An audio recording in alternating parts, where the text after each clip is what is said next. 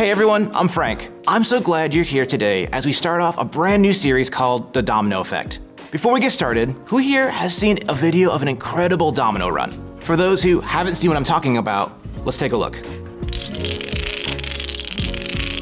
Pretty amazing, right? So, why are we talking about dominoes? Well, like a single domino can set off a huge chain reaction, your influence will have a major impact on those around you. Your influence can have a domino effect. But what exactly is influence? Influence is the ability to have an impact on somebody else. It's the ability to have an effect on someone else's behavior, thoughts, or choices. People with influence have people's attention. What they say and what they do matters to the people around them. So when I was younger, I had really short hair. And growing up, my dad always had me have really short hair. And one day when I was in middle school, my dad said, you know what? You can have what kind of hairstyle that you want.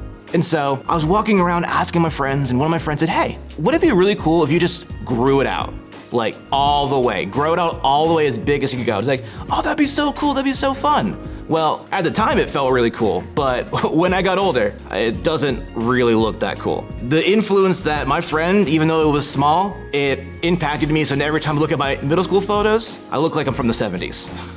Here's the funny thing about influence. A lot of us may wonder if we have much of it. We wonder if we have what it takes to be a domino that can set off a chain reaction and impact others. I think we all tend to think the ability to have influence on another person can only come with fame or popularity, two things that most middle schoolers or even adults don't really feel like they have. Maybe you wonder how much influence you truly have because you aren't quite sure what you have to offer. You don't have it all figured out, so you don't really know how you can lead or influence others. Even if you do have influence, what are you supposed to do with it? Or maybe you know that you have influence, but you worry about failure. You don't want to mess up, get rejected, or make the wrong move. Or maybe the pressure of influencing others is just too much. You see, other people who have a lot of influence or are stepping up to lead, honestly, it just looks like a lot of work. And then might be some people who haven't really put a lot of thought into this whole influence thing.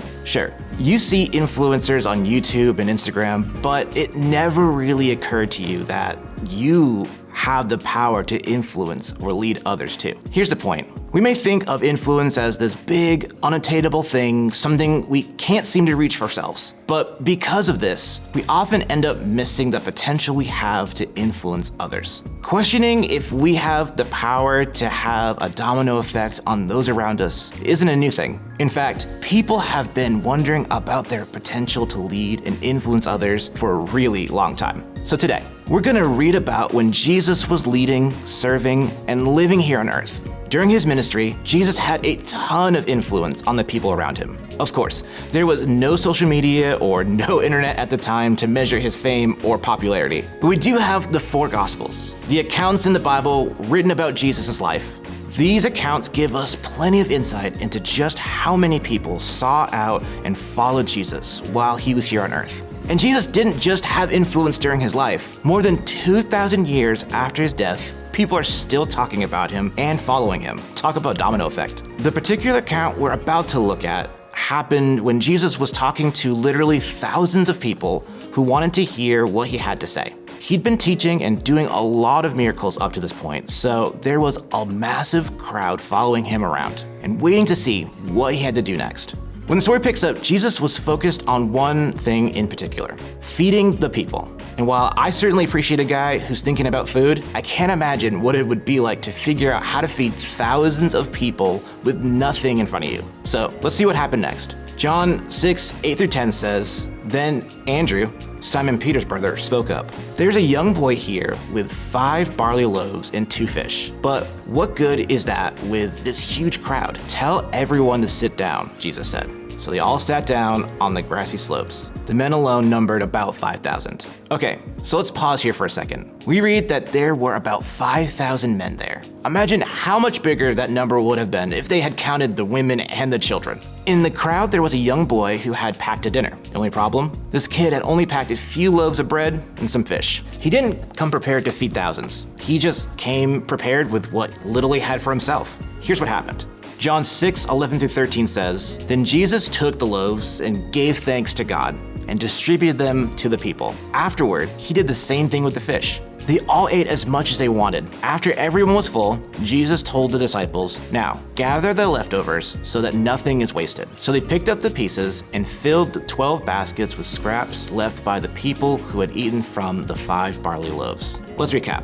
The disciples took this young boy's food, 5 loaves of bread and 2 fish, gave it to Jesus. Jesus prayed over it and started handing it out. Now, if I were this kid, I'd probably be nervous. Not only did Jesus just take my dinner, but also he expected it to be enough for every single person that was in that crowd to eat. That's like me expecting that these candy fish and donut holes are enough to feed all of us. At first glance, this kid didn't seem to have enough to offer, enough to give, enough to do anything worthwhile for with these people. He just had his dinner, and that was it. But still, this kid let Jesus use what he had. And what happened? The disciples kept passing and passing and passing out enough food to feed every single person until they were full. By the time everyone was finished eating, there were still 12 baskets of leftovers. Pretty cool, right? Now, there are so many amazing things to talk about in the story, but what I want to focus on is just this one part. Jesus could have fed this huge crowd of people with any way that he wanted to. He could have made it rain bread from the heaven. He could have called out the fish to flop out of the sea, but he didn't. Instead, he used the boy's dinner. The boy had brought something to eat, 2 fish and 5 loaves of bread, and that's what Jesus chose to feed everyone. Jesus saw that the boy had something to give, and Jesus used it to make an impact. By doing that, Jesus made this boy's dinner into something much, much more. Take a look at this passage and how it ends. John 6:14 says, "When the people saw him do this miraculous sign, they exclaimed, 'Surely he is the prophet we have been expecting.'" Jesus used this small meal to have a domino effect. And because of it, the crowd started to believe in him. Could Jesus have done this without the boy and the fish and the bread? Of course. But he chose to use someone who was willing to give what they had, no matter how little it might have seemed. The kid wasn't super well known. The people in the crowd might not have even known his name. But because this boy brought what he had, Jesus allowed him to be part of influencing thousands of people to believe. That's pretty cool. If Jesus could use a young boy with his dinner to make a massive impact over 2,000 years ago, he can use you just as you are. He can use you right now to start a domino effect that makes an incredible impact. Because just like this boy, Jesus can use whatever you have to do big things. You don't have to be popular, wealthy, or famous to have influence. You don't need to have the most followers on Instagram or the most views on TikTok. You don't have to have the most friends at school or be who everyone wants to sit next to on the bus. You simply have to be willing to let Jesus use what you have to start a domino effect, to give whatever you've got for the good of others. And when you approach life in this way, Jesus will use your influence to impact the people around you in the best ways. Jesus can use whatever you have to do big things. And today, I simply want to help you start seeing that. For some of you, maybe the best thing you can do today is to begin to recognize the influence you have. You don't have to influence thousands of people or even dozens. If there's one person in your life who you can lead towards Jesus, that's influence. If there's one person that you can have a positive impact on, that's influence. That's how you can become part of the domino effect. If you're not sure where you have influence, ask someone you trust to help you see it. A close friend, a parent, a small group leader. Ask them where you might have potential to influence others. It could be somewhere you don't even realize. Then, be willing to do something with what you have to offer.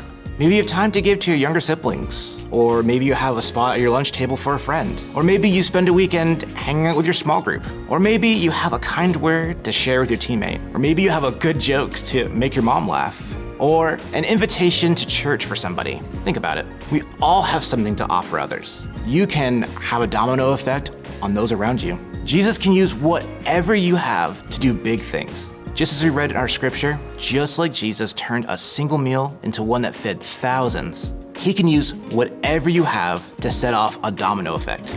As you go to small groups, grab a few sweetest fish and donut holes. Think about this question. What's one area you have influence in?